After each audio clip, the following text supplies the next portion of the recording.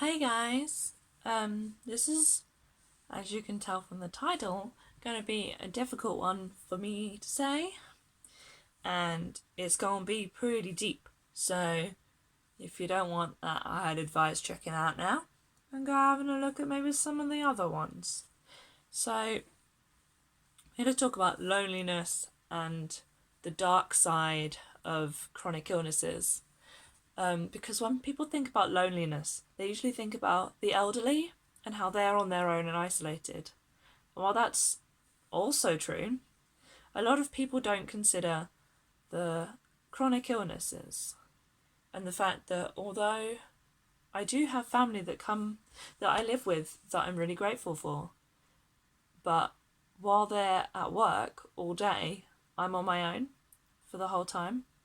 There are a couple of days where I go out and do stuff, but the time that I spend alone outweighs the time that I spend with people, and you focus on it more because it tends to go more slowly because you're on your own.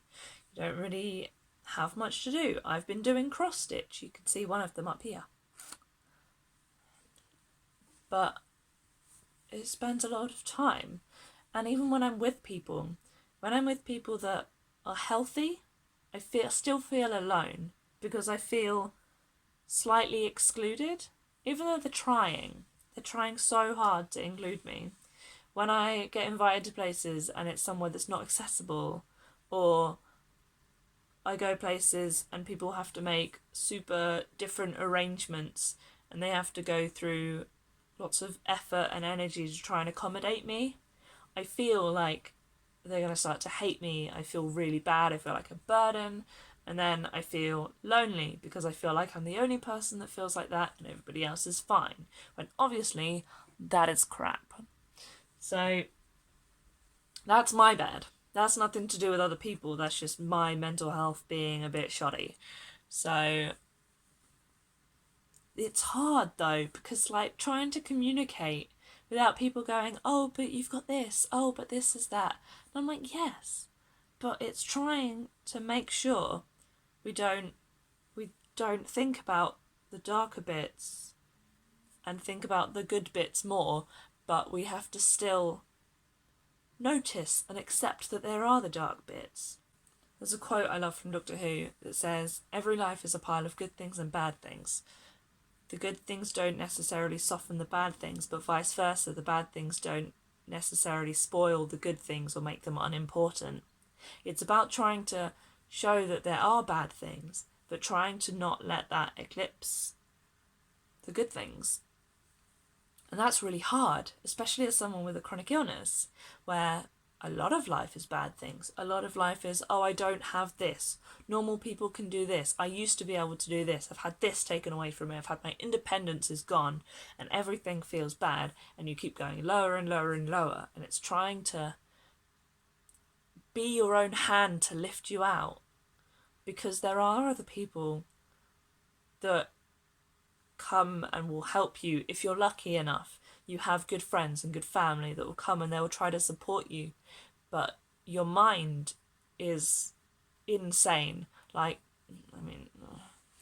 Your mind is just, it's ridiculous because your brain tells you that they're lying, that that's not true, that they secretly hate you, they're only trying to say this to get you to shut up, all that stuff, which is ridiculous. Mental health is so dumb, and I'm just going to rant about it forever. But loneliness is so hard to overcome because super intense loneliness, where you feel alone even though you're surrounded by people, is the hardest. Because you're not alone. You have people. But trying to get that into your thick head is so hard. And this is the bit that I'm gonna struggle to say. Because just over a week ago, I got so low that I tried to take my own life. So I found some Oromorph, which for those who don't know is liquid morphine, and I drank half a bottle, which is about 50 millilitres or 100 milligrams, depending on how you want to weigh it. And that was really, really bad. And I ended up having to confess to my carer, who was there just after I did it, that I might need some help from people. Maybe we should call 111. And we did, and they sent paramedics round, and I kept going in and out of going so out of it. It was horrible. It was like I was just so tired and so drained that I kept trying to go to sleep. And apparently what was happening is I had respiratory depression. So it was affecting like my lungs, my breathing, everything. My respirate rate was 7, which is really bad. I think it's supposed to be in the 20s or somewhere like that. Or I don't really know.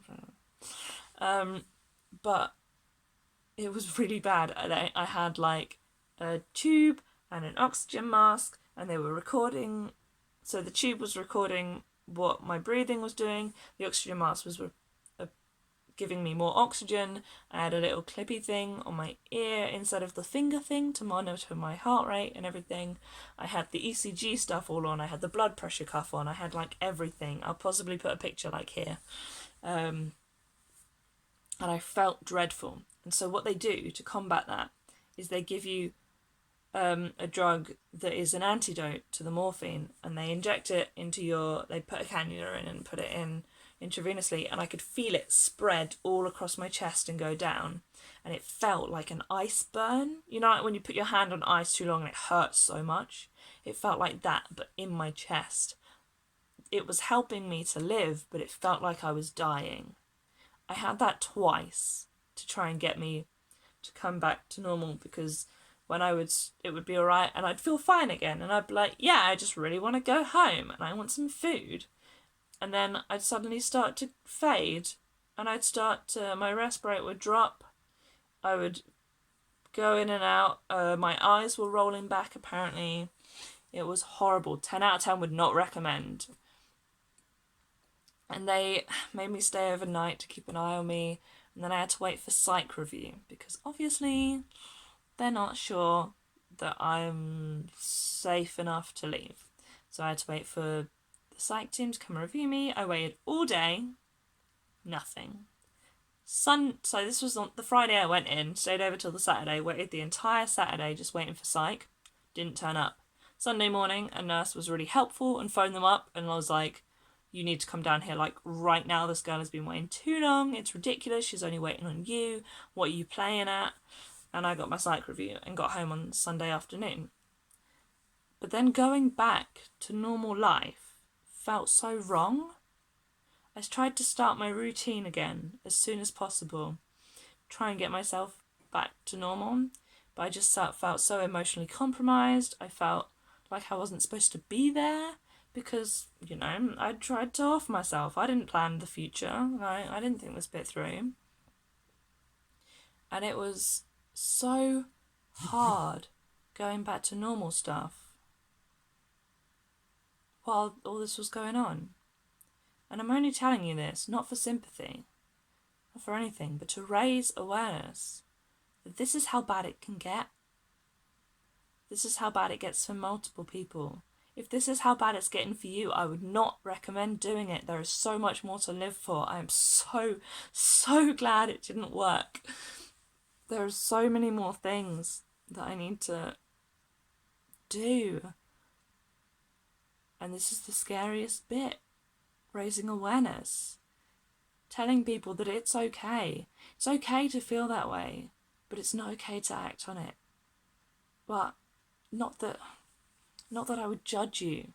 If you're feeling that way, please reach out, because I don't care if I don't know you. I will chat to you as long as you need, if it means that you stay around longer. Okay? I'm going to stop it there before I cry, because I'm not up for that. I'll see you later. Hopefully for a happier one next time.